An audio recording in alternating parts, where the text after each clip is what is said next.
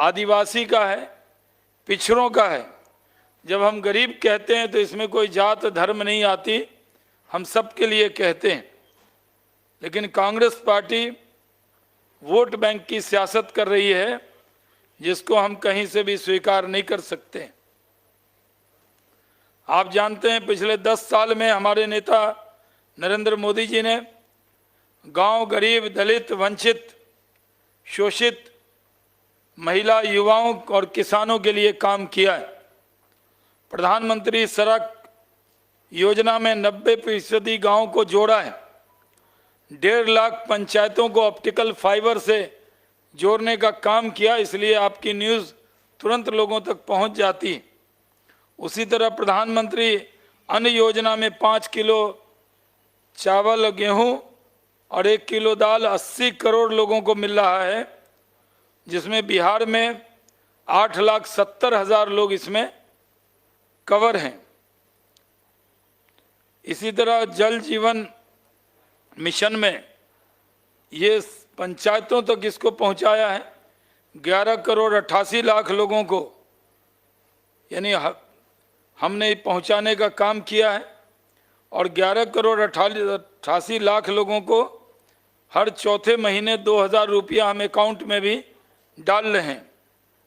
नरेंद्र मोदी जी ने पिछले 5 साल में किसान सम्मान निधि और गरीब कल्याण योजना चलाई है, जो जारी रहेगी। देश के आर्थिक स्थिति में देश आगे बढ़ रहा है। 2014 में जहां वैश्विक अर्थव्यवस्था में भारत 11वें स्थान पर था, आज वो 5वें स्थान पर अर्थव्यवस्था आ चुकी है और फिर से मौका मिलेगा तो तीसरे स्थान पर इसको पहुंचाएंगे। नरेंद्र मोदी जी तीसरी बार प्रधानमंत्री बनेंगे तो 2 वर्षों में ही तीसरे नंबर पर अर्थव्यवस्था पहुंच जाएगी। इसलिए ये मौका देश की जनता खोना नहीं चाहती। आज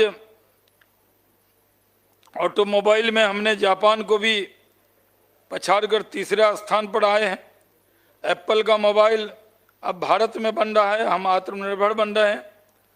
नरेंद्र मोदी जी 55 करोड़ गरीब लोगों को 5 लाख रुपए हर साल उसके इलाज के लिए दे रहे हैं।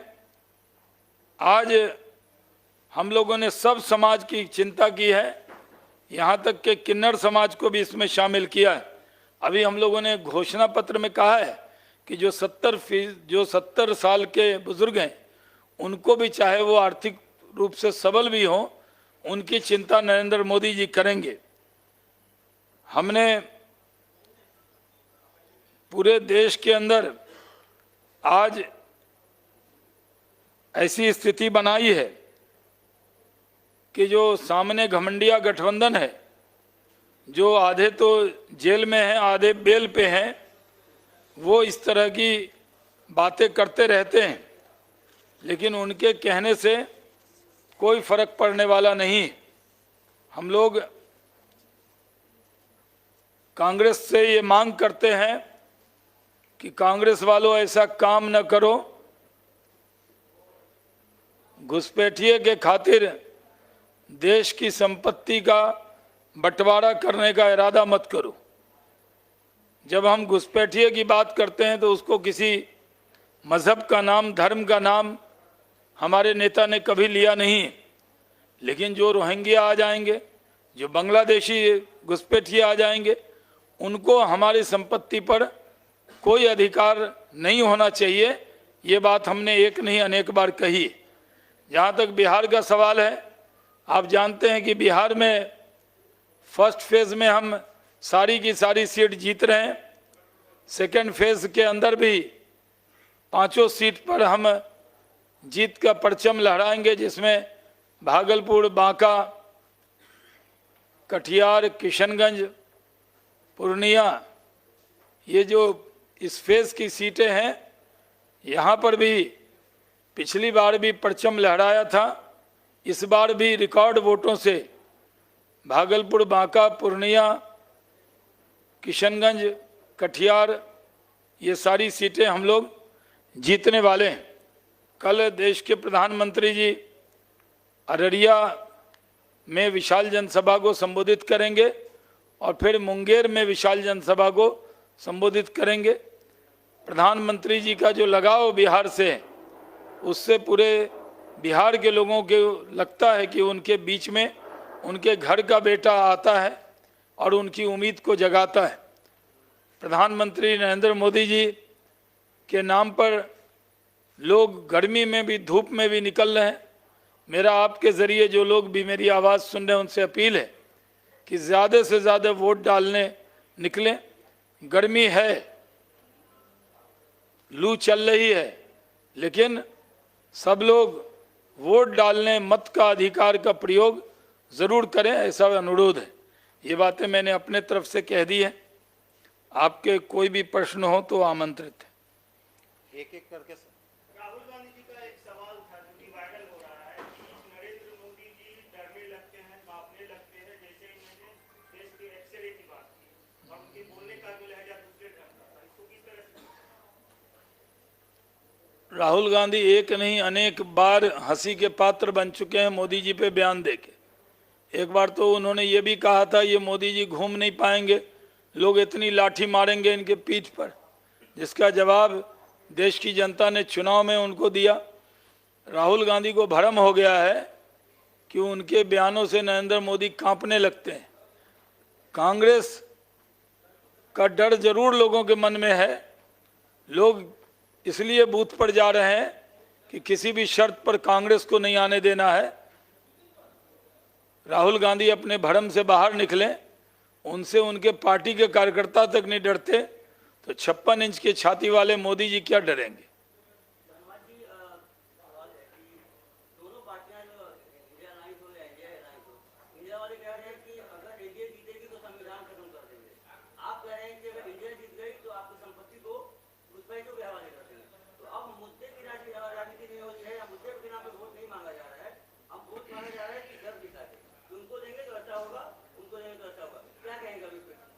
नहीं, हम डर नहीं दिखा रहे हैं। हम तो कांग्रेस के घोषणा पत्र में जो उन्होंने सर्वे की बात की और राहुल गांधी के सैम पिट्रोडा ने जो कहा है कि विरासत टैक्स अमेरिका की तरह भारत में भी होना चाहिए, ये हम बोल रहे हैं। हम अपने तरह से नहीं बोल रहे हैं, हम लोगों को डर नहीं दिखा रहे हैं। हम लोग कांग्रेस के बारे में कांग्रेस को एक्सपोज कर रहे हैं।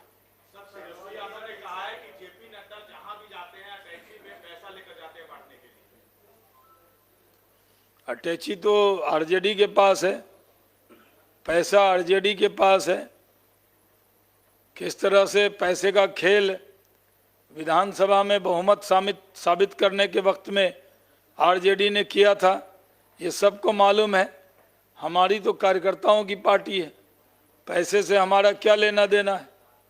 पैसे वाले लोग तो कांग्रेस वाले जिन्होंने 50 साल देश को लूटा है, वही पैसे बांट रहे हैं। ये हल्का बयान तेजस्वी यादव जी को नहीं देना चाहिए।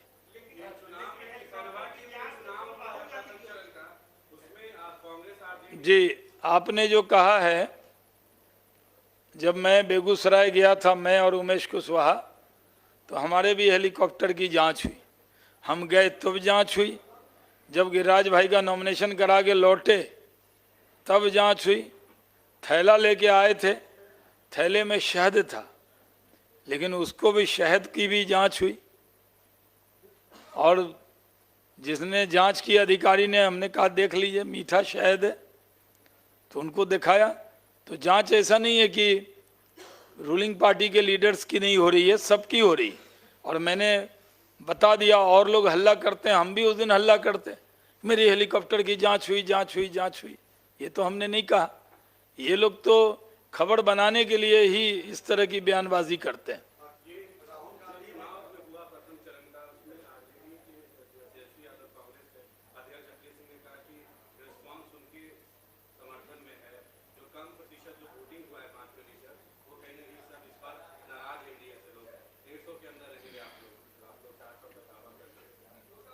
पिछले 5 साल पहले पुराना बयान आप निकाल के देख लें, उस बयान में भी आपको दिखेगा कि आरजेडी के लोग बिहार में 40 की 40 सीट जीत रहे थे, 0 पे आउट हो गए। कभी भी इन्होंने माना था कि उनकी हवा नहीं है या वो नहीं जीत रहे। इस बार भी आरजेडी हो जाएगी जीरो। पहले पिछले चुनाव में भी थी जीरो, इस बार भी हो जाएगी जीरो। पिछली बार 40 में 39 सीट एनडीए जीता था। इस बार हम किशनगंज की सीट भी जीतेंगे। 40 की 40 सीट नरेंद्र मोदी जी और नीतीश कुमार जी के नेतृत्व में हम एनडीए की झोली में डालेंगे। एक करके भैया, एक जी,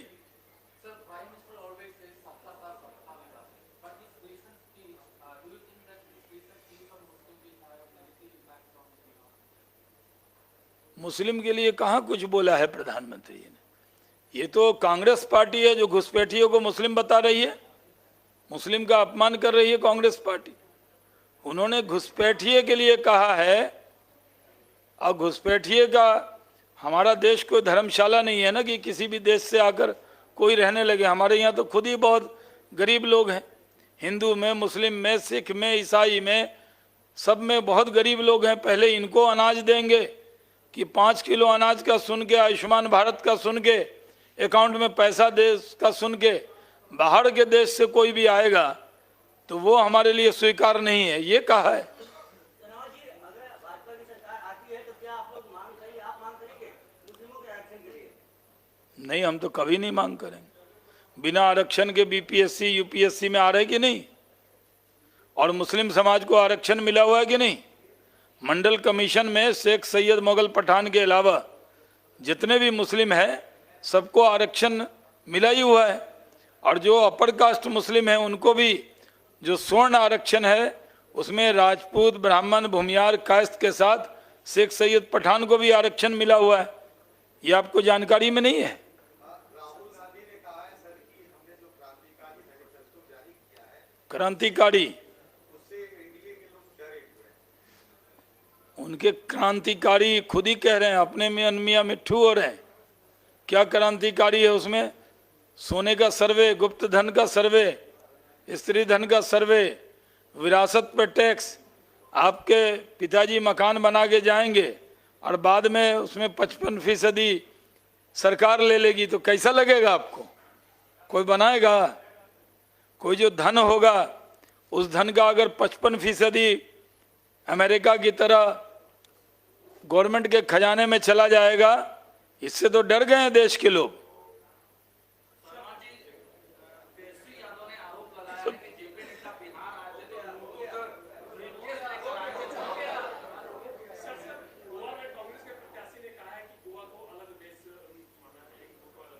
बहुत पुराना बयान है, 2 दिन पहले कहा था।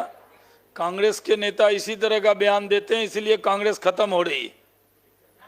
बीमा भारती के पास, उनके पीए के पास जो 10 लाख रुपए निकला है, वो कह रहे हैं बयान में कि मुझे फंसाया गया है। निकलने के बाद तो ऐसे ही कहते हैं, बेचारे क्या कहेंगे। ये 10 लाख रुपया कब, किस वक्त का है?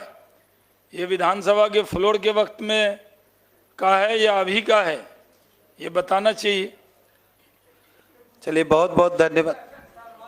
एक मिनट, हाँ, पूरा परिचय दीजिए अपना सवाल से पहले। अच्छा,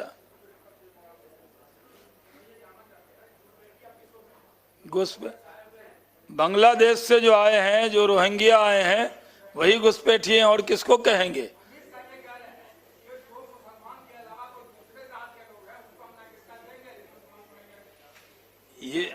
ये तो भेदभाव नहीं है, ये तो न्याय है। जैसे मैं पूरा ये सीए पर सवाल पूछा, आपने मिक्स कर दिया उसको।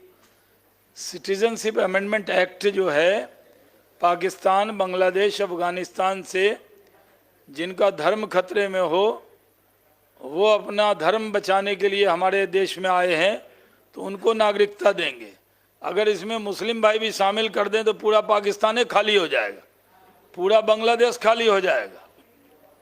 तो आप क्या चाहते हैं कि पाकिस्तानी मुस्लिम को, अफगानिस्तानी मुस्लिम को, बांग्लादेशी मुस्लिम का धर्म क्या खतरे में है? वहाँ तो इस्लामिक राज है, वहाँ तो उनका धर्म के नाम पे कोई खतरा नहीं है। इसलिए सिटीजनशिप अमेंडमेंट एक्ट बनाया गया है। हो गया भैया, हाँ, चलिए। नहीं, सेटिस्फाइड होने दीजिए।